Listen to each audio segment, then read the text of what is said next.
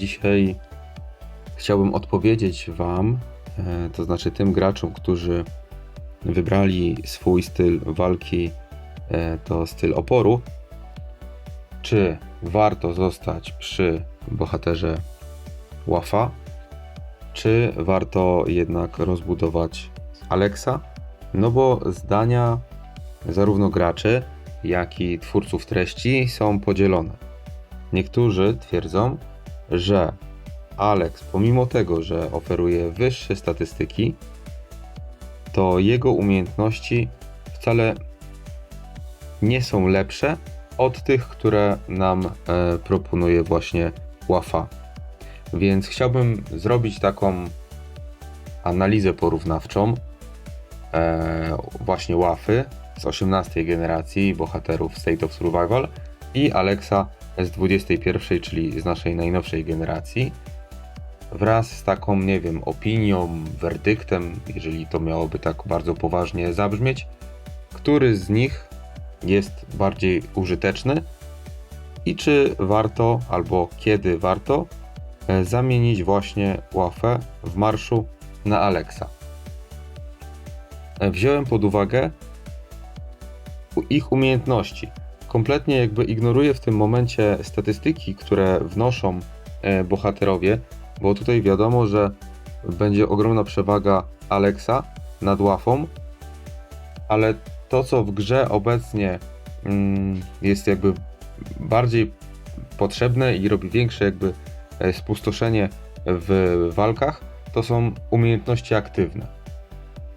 I tutaj mamy umiejętność Łafy, tą aktywną, o nazwie Reveal, która uruchamia się zawsze, gdy nasze oddziały otrzymują obrażenia.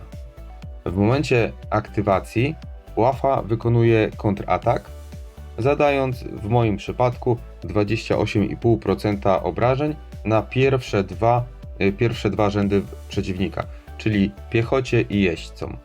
I tutaj jest bardzo ważna ciekawostka, mianowicie dzięki ulepszeniu pierwszego magazynku ta umiejętność może uruchomić się aż 9 razy w jednej turze. To znaczy, jeżeli w danej turze zdarzy się tak, że umiejętności wrogich bohaterów, umiejętności rywali z piechoty, z jeźdźców i z łowców uderzą w jednej turze w nasze oddziały, no to Łafa może aż 9 razy użyć swojego ataku, kontrataku i aktywować swoją umiejętność nawet 9 razy w ciągu jednej turze. Dzięki tej mechanice reaktywnej, która odpowiada za automatyczny kontratak przy każdym otrzymanym trafieniu, umiejętność ta w momencie premiery, kiedy wychodziła generacja 18, była prawdziwym game changerem. Ona działa w dalszym ciągu bardzo efektywnie w sytuacjach, gdy przeciwnik skupia się na atakowaniu naszych oddziałów i kiedy walki są krótkie.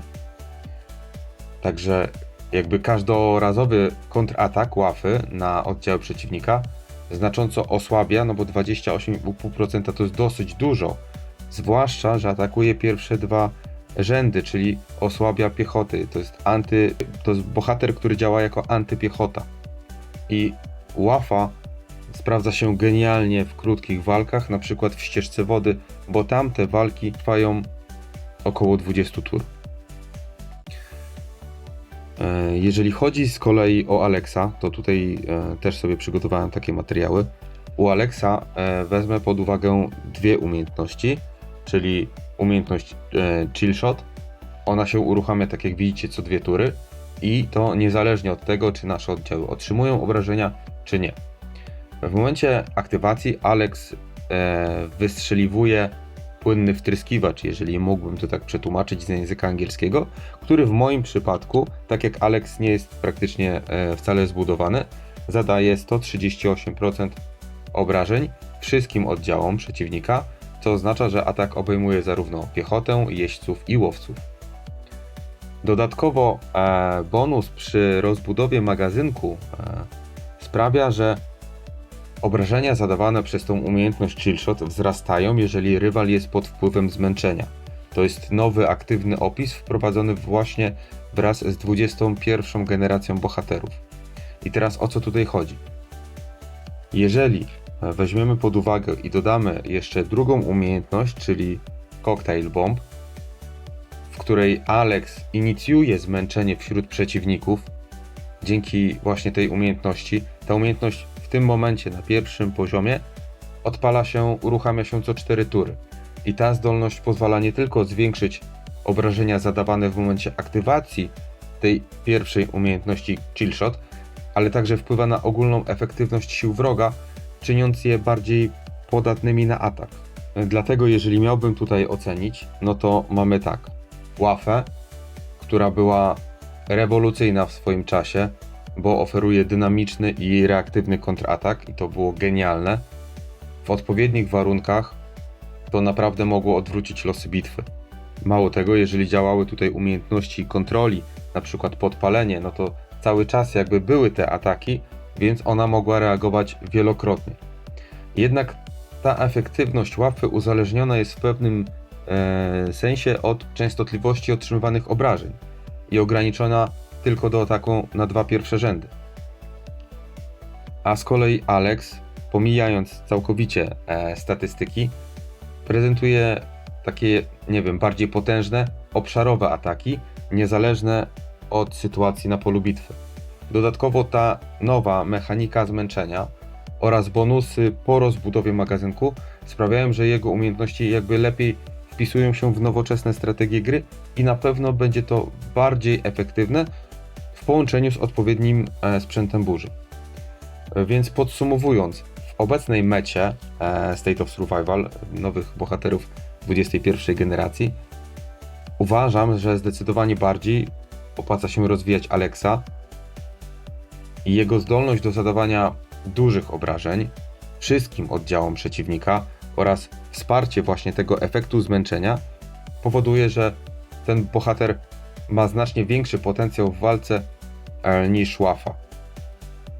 I jeżeli mógłbym Wam jakoś doradzić, to wszystkim graczom, którzy rozwijają swój styl Resilience, no to niezależnie od tego, jak super macie rozbudowaną Waffę, tutaj ja mam na przykład wszystkie skille na poziom 9, no to Alex to jest coś, co obecnie trzeba rozbudować i na czym się skupić.